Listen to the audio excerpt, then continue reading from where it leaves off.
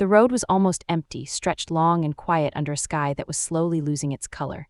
The sun was sinking, leaving behind soft orange lines that melted into gray. Ion drove with one hand on the steering wheel, the other resting near the window. His mind was tired, heavy with the weight of a day that felt longer than it should have been. He wasn't in a hurry, he never was. Nights like this made him think too much. His car slowed when he noticed someone standing near the roadside. She stood a little away from the broken streetlight, holding her bag close to her chest. Her shoulders were tense, her eyes scanning the road as if she was hoping the world would suddenly become kind. The wind played with loose strands of her hair. She looked calm from a distance, but there was something in the way she stood that spoke of worry. Ion almost drove past her. Almost. Something in his chest shifted. A small voice told him to stop. He pressed the brake and pulled over a few steps ahead of her. For a moment he just sat there, wondering if he was being foolish. Then he lowered the window. "Are you okay?" he asked gently. She looked startled at first, then relieved. "I think so, I will be. My phone died and I don't know how to get home from here." Her voice was soft, polite, careful, like someone who didn't want to ask for too much. Ion nodded slowly. "This road doesn't get much traffic at this hour. Where do you need to go?" She hesitated, then told him the name of the area. "That's on my way," he said without thinking. "I can drop you if you want." She studied his face, searching for something she could trust. After a second, she smiled. "Thank you, I'd really appreciate that." She opened the door and sat in the passenger seat, holding her bag tightly on her lap. The car moved again, rolling forward into the quiet evening. For the first few minutes, neither of them spoke. The silence wasn't uncomfortable, just unfamiliar. The hum of the engine filled the space between them. Ion glanced at her once, then again. She was staring out the window, watching the city lights slowly wake up. "I'm Ion," he said finally. She turned to him. "Sarah." A small smile passed between them, the kind that doesn't demand anything. "Long day?" Ion asked.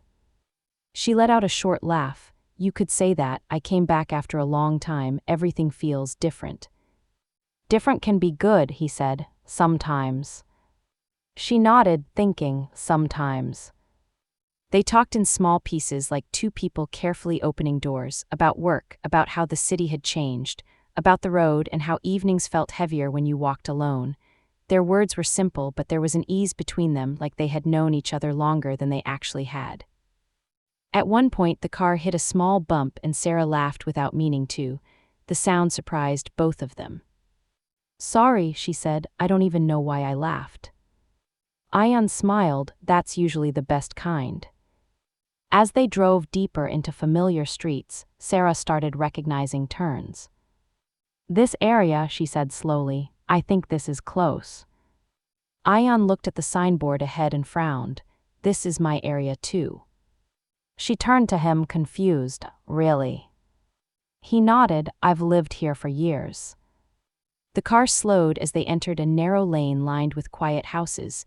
Trees leaned over the road like old guards. Ion parked in front of a gate he had passed 1,000 times before. Sarah stared at the house, her expression frozen. "This," she said softly, "this is my house." Ion laughed once, thinking she was joking. Then he saw her face. "That can't be," he said, stepping out of the car. "This is where I live." They stood side by side, both looking at the same door, the same walls, the same faded paint. "My parents live here," Sarah said. "I moved back today." Ion felt his chest tighten. "I live here with my uncle." The air between them changed. What had felt warm and easy only minutes ago now felt strange and heavy. "Oh," Sarah whispered. Neither of them knew what to say next. "Well, I didn't expect this," Ion said, his voice suddenly unsure. Sarah nodded. "Me neither." She adjusted her bag on her shoulder, her smile gone. "Thank you for the ride." Her words were polite, but something in them felt distant. "Yeah," Ion replied, not knowing why his tone sounded colder than he meant. "Good night." She walked toward the door without looking back. Ion watched her go, a strange regret rising in his chest. Inside the house, everything felt quieter than usual. Ion sat in his room, staring at the ceiling, replaying the evening in his mind. Her laugh, the way she spoke, the way her smile faded at the gate. He didn't understand why it bothered him so much. A knock came at his door. His uncle stepped in, smiling warmly. "So you finally met Sarah." Ion sat up. "You know her?" His uncle chuckled. "Of course, she's your aunt's daughter. She just moved back today. She was talking about a stranger who helped her on the road." Ion felt a sharp twist of guilt. What did she say? That he was kind, his uncle said, and that she felt safe with him. Ion looked down, his chest heavy. He stood up without another word and walked out. Sarah was on the terrace, leaning against the railing, staring at the dark sky. The city lights flickered below like distant stars. "I'm sorry," Ion said softly behind her. She turned, surprised. Her eyes were glassy. "I didn't mean to push you away," he continued. "I didn't know how to react. I didn't want to make things awkward." She swallowed. "I thought you stopped because you cared, not because you'd feel stuck later." "I did care," he said honestly, "from the moment I saw you on the road." Silence wrapped around them, but this time it felt gentle. She took a deep breath. "Today was already hard. I just wanted one thing to feel simple." Ion nodded. "Me too." He stepped a little closer, careful not to cross a line. "Maybe we met the wrong way, or maybe the right way, I don't know yet." Sarah looked at him, really looked at him, and a small smile returned. "It's strange, isn't it? We met as strangers and ended up at the same house." "Some roads do that," Ion said. "They bring people to places they didn't expect."